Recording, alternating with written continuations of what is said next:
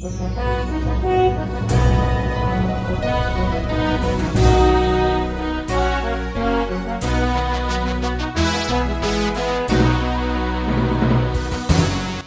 bagi saudara sekalian. Marilah kita siapkan hati dan pikiran kita untuk menyambut firman Tuhan. Kita berdoa. Damai sejahtera Allah yang melampaui segala akal, itulah yang memelihara hati dan pikiranmu di dalam Kristus Yesus Tuhan kita. Amin. Jemaat yang dikasihi Tuhan, firman Tuhan yang menjadi nas khotbah dalam ibadah minggu ke-7 setelah Trinitatis pada tanggal 23 Juli tahun 2023. Diambil dari kitab Injil Matius pasal 13 ayat 31 hingga ayat 35. Demikian firman Tuhan. Yesus membentangkan suatu perumpamaan lain lagi kepada mereka. Katanya, hal kerajaan surga itu seumpama biji sesawi yang diambil dan ditaburkan orang di ladangnya. Memang biji itu yang paling kecil dari segala jenis benih, tetapi apabila sudah tumbuh, sesawi itu lebih besar daripada sayuran yang lain, bahkan menjadi pohon, sehingga burung-burung di udara datang bersarang pada cabang-cabangnya. Dan ia menceritakan perumpamaan ini juga kepada mereka.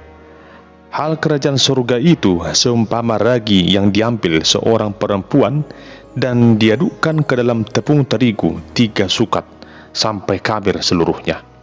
Semuanya itu disampaikan Yesus kepada orang banyak dalam perumpamaan, dan tanpa perumpamaan suatu pun tidak disampaikannya kepada mereka, supaya genaplah firman yang disampaikan oleh Nabi, "Aku mau membuka mulutku mengatakan perumpamaan, aku mau mengucapkan hal yang tersembunyi sejak dunia dijadikan." Demikian pembacaan firman Tuhan. Adapun yang menjadi tema dalam ibadah minggu saat ini adalah beriman dan bertumbuh di dalam Tuhan. Jemaat yang dikasihi Tuhan, suatu hari seorang bapak mengajak anaknya ke sebuah danau yang airnya bersih dan tenang. Lalu bapak tersebut mengambil sebuah batu kecil dan melemparkannya ke air hingga menimbulkan beberapa gelombang. Anak itu pun bertanya kepada bapaknya, apa artinya itu bagi dirinya. Lalu pria itu menjelaskan kepada anaknya bahwa batu yang kecil mampu menimbulkan gelombang yang cukup besar di danau tersebut. Demikian juga halnya dalam hidup ini. Ketika kita melakukan sesuatu hal yang kecil atau hal yang sederhana, maka di kemudian hari, sesuatu yang kecil atau sesuatu yang sederhana itu akan menjadi besar dan memberi dampak bagi orang banyak. Jemaat yang terkasih, kira-kira demikianlah yang diajarkan Tuhan Yesus lewat perumpamaan tentang biji sesawi dan ragi. Dalam perumpamaan tentang biji sesawi dan ragi, dikatakan bahwa sifat dari kerajaan Allah yang sesungguhnya memberikan kehidupan yang baik bagi setiap makhluk. Gambaran kerajaan Allah yang telah hadir di tengah dunia ini dinyatakan lewat kehadiran Tuhan Yesus di tengah-tengah dunia ini. Perumpamaan ini berbicara mengenai pertumbuhan pesat tentang kerajaan Allah jika umat bersedia menaburkan firman Allah dalam kehidupan sehari-hari. Demikian juga halnya dengan perumpamaan tentang ragi. Ragi menunjukkan pentingnya perubahan dari dalam, baik secara individu maupun komunitas. Dengan melakukan perintah Allah, kita menghadirkan kerajaan Allah di dalam diri kita dan di tengah-tengah kehidupan masyarakat dan gereja. Kita mengubah standar duniawi menjadi standar ilahi.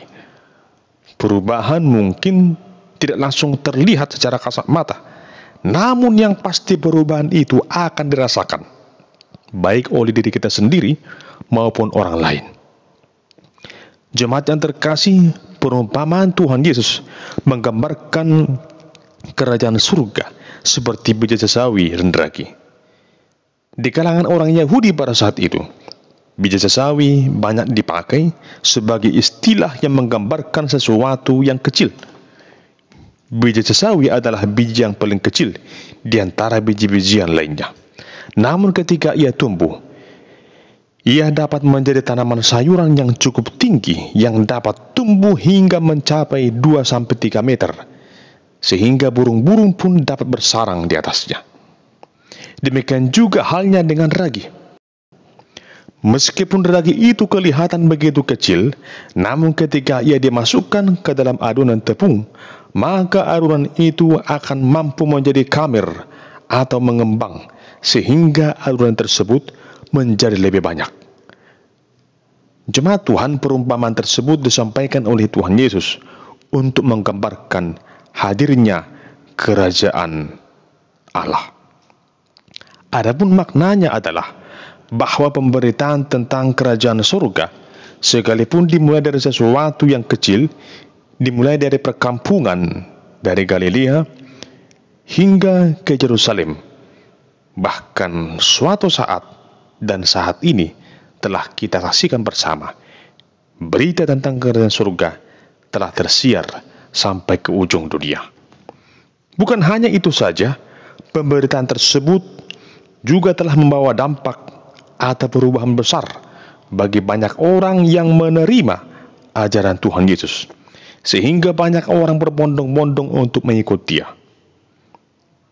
Biji sesawi dan ragi adalah sesuatu yang sangat penting bagi kehidupan orang-orang Yahudi pada masa itu.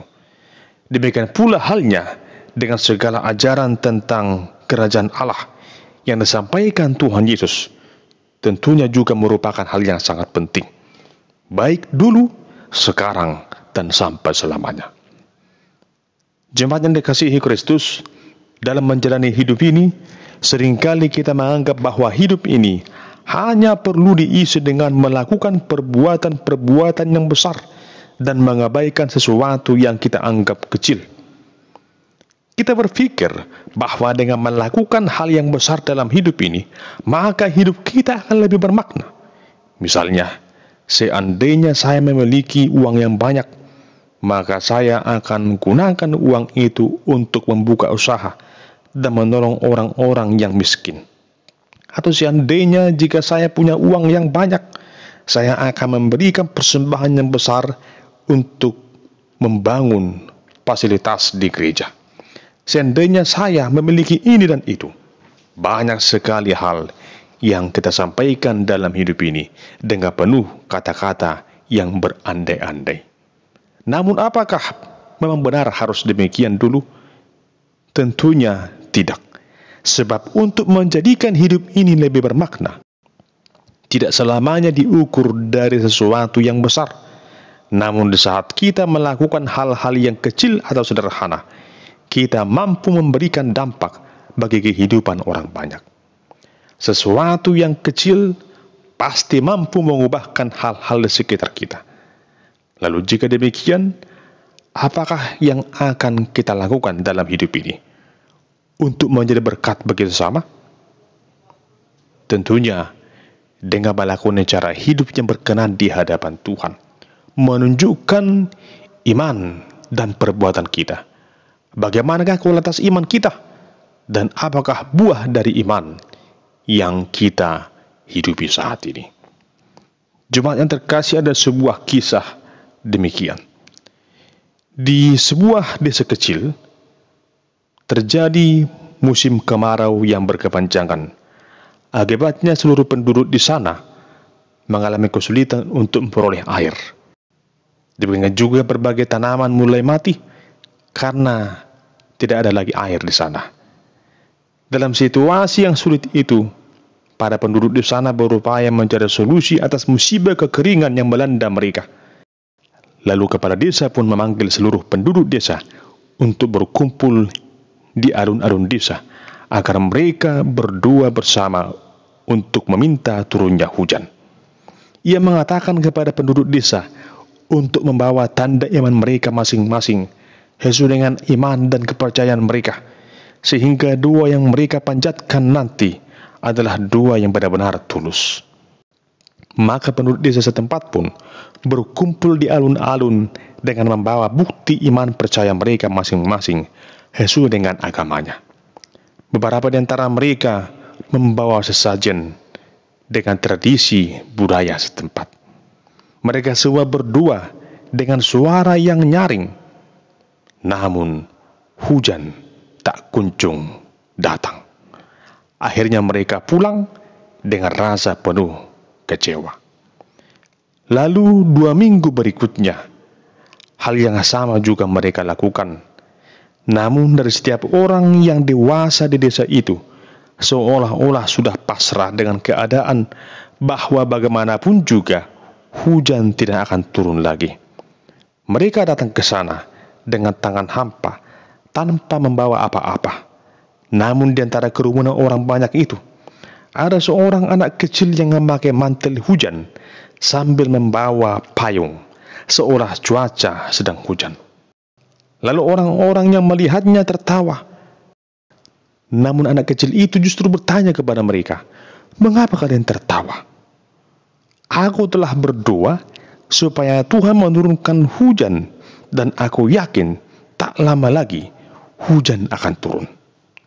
Itulah sebabnya aku mengenakan mantel hujan ini dan membawa payung ini." Mendengar itu semua, maka masyarakat setempat semakin tertawa terbahak-bahak mendengarkan perkataan anak kecil itu. Namun, tanpa diduga-duga, tawa mereka itu berhenti di saat mereka mendengarkan bunyi guruh. Dan langit pun mulai mendung yang disertai dengan tiupan angin yang begitu kencang. Lalu tak lama kemudian, hujan pun turun dengan begitu deras. Semua orang menjadi sangat kegirangan menyambut datangnya hujan, dan mereka juga takjub dan semakin percaya akan kuasa Tuhan yang telah menjawab doa seorang anak kecil. Bagi mereka ternyata doa seorang anak kecil lebih didengarkan Tuhan, karena anak kecil itu dengan tulus berdoa dan mengimani apa yang ia doakan itu. Sungguh benar, Tuhan begitu maha kuasa. Saudara yang terkasih, kisah itu mengajarkan kita untuk memahami apa itu arti dari iman yang sebenarnya. Sebagaimana tertulis dalam Ibrani 11 ayat yang pertama dikatakan, iman adalah dasar dari segala sesuatu yang kita harapkan dan bukti dari apa yang tidak kita lihat. Jemaat yang terkasih, iman itu harus dibuktikan. Iman itu harus benar-benar dihidupi. Iman tidak cukup hanya kata-kata. Iman tidak cukup hanya di bibir saja. Namun iman harus benar-benar dihayati dan dibuktikan. Sama seperti biji sesawi dan ragi yang kelihatan begitu kecil dan sederhana, maka demikian jugalah kerajaan Allah dan berita tentang Injil akan diberitakan sampai ke ujung dunia. Lewat firman Tuhan yang kita dengarkan, maka iman kita akan bertumbuh. Di saat iman itu bertumbuh, maka pada waktunya ia akan berbuah berlipat kali ganda. Sekalipun kelihatan awalnya begitu kecil dan sangat sederhana, namun imanlah dasar pengharapan kita untuk beroleh keselamatan dalam Yesus. Firman Tuhan berkata dalam Efesus 2 ayat 10, "Karena kita ini buatan Allah, diciptakan dalam Kristus Yesus untuk melakukan pekerjaan baik yang dipersiapkan Allah sebelumnya. Ia mau supaya kita hidup di dalamnya." Jemaat yang dikasihi Kristus, Tuhan memilih kita bukan hanya sekedar percaya saja, namun Tuhan memilih, menetapkan, dan menugaskan kita untuk percaya sungguh-sungguh kepadanya, senantiasa beriman kepada Tuhan Yesus Kristus, dan sungguh-sungguh bertumbuh dalam diri Tuhan Yesus Kristus, Sang Juru Selamat hidup kita. Amin. Kita berdoa. Ya Tuhan Allah yang Maha Kuasa, kiranya Engkau memberkati firman-Mu yang kami dengarkan saat ini, sehingga firman itu berkuasa sepenuhnya dalam diri kami, sehingga kami dapat bertumbuh dan percaya hanya dalam Kristus Yesus, Sang Juru Selamat hidup kami. Bagimu lah hormat, pujian kekal sampai selama-lamanya. Amin.